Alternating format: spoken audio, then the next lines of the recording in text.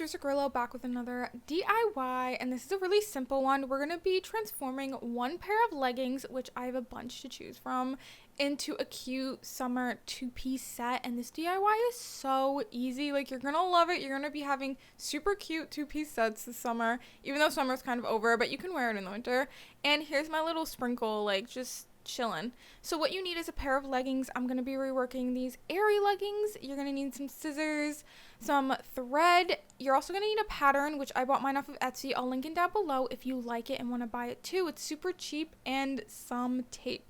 First thing you're going to do is assemble your pattern, and I know people get very confused with this. So all you do is cut off your excess paper if there is any, and then you align it onto other sheets of paper and tape it down. This will be done with like symbols or letters or something, but I know it's confusing, so you can just look at mine and see what it looks like if you're copying the same pattern.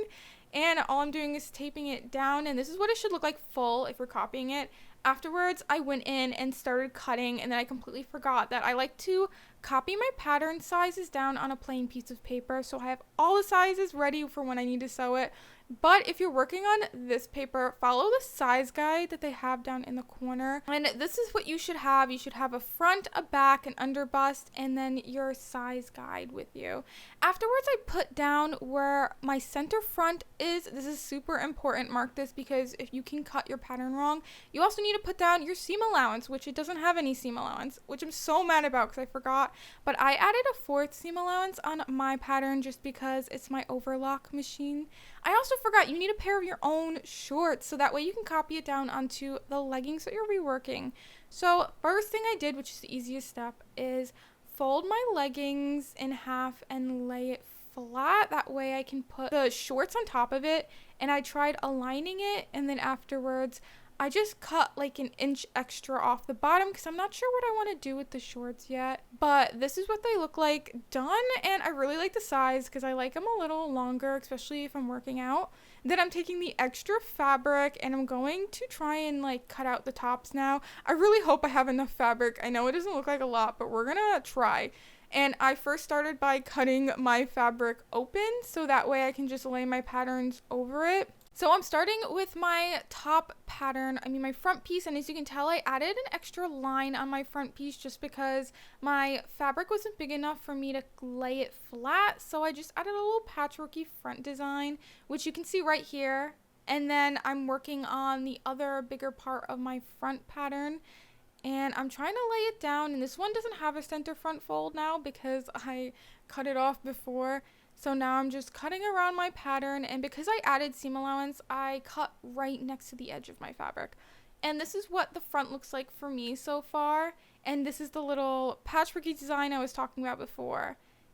And let's move on to the back of the pattern. So I'm using the rest of the fabric to cut this out, and as you can tell, there's a center front or center back fold. Make sure you put that line on a folded part of your fabric. That way when you open it, it's a full piece of fabric. And I know that can sound tricky, but I also forgot to show you. I'm so sorry. I just like moved on right away. I also wanted to use these little threads that were on the side of the pants for something, so I'm just cutting them out. Like, look how cool they are. And now moving on to the waistband. I honestly almost forgot about the waistband, and this is the amount of fabric I have left. I do not have a lot of fabric left. So we're gonna make a little patchworky underbust waistband. So hopefully it comes out cute. I'm just cutting a bunch of rectangles and I'm going to sew together to equal the size of the waistband. And these are all the patterns that you should have. You should have a front pattern, a back pattern, and an underbust pattern already cut out. And I completely forgot I wanted to add a lining.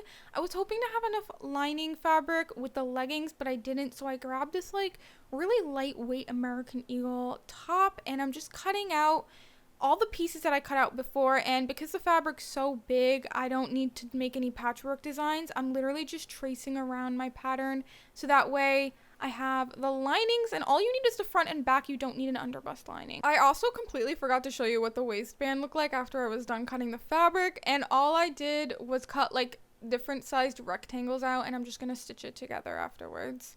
And it's the same on both sides. So I just realized I cut my pattern wrong.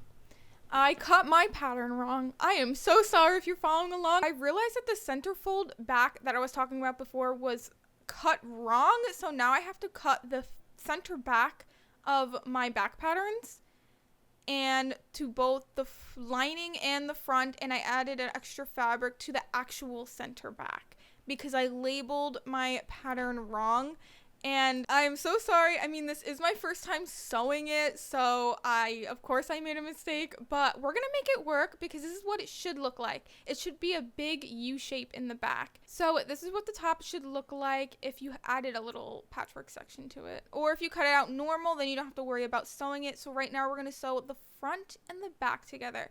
So you're gonna put wrong sides facing out, and you're gonna sew the sides and the straps. And this is a little clip of me sewing, and I realized that the microphone was literally covering my face the whole time. But this is what it looks like when I was done sewing it with the overlock machine, and we're gonna copy the same thing to the lining. And this is what it looks like, so they should look like exactly the same. And now we're gonna put the lining over the fabric so we can sew the lining in. So you're gonna put right sides of the fabric together, so your fashion fabric is facing outwards, and then your lining fabric, the wrong side is facing outwards, so the fashion fabrics are facing kind of like on the inside. I know that sounds so confusing. Just copy what I'm doing, and let's hope that I'm actually doing it correct. So we're gonna sew the neckline down, the armholes, and do not sew the bottom part together. And this is what it looks like all sewn together. I realized that I can't have the straps sewn, so I undid them and then I stitched the straps over. So when you do this next time, make sure that you don't stitch your straps together. Leave them undone so that way you can sew the lining in. So this is what it should look like reversed, and it looks so clean. Like, I love it. Like, look at that. No seams are showing. And now we're gonna stitch the straps together with the overlock machine. So this is what it looks like, and honestly I kind of don't like it, so I'm probably gonna figure out another way to do it.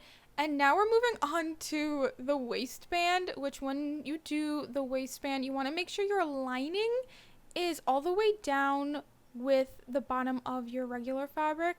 And then you're going to take your waistband, you're going to fold it in half, and then we're going to pin it to the sports bra. So when you're pinning it, you kind of want to go around and stretch the fabric if it needs to be a little stretched, but I realized I was pinning mine wrong.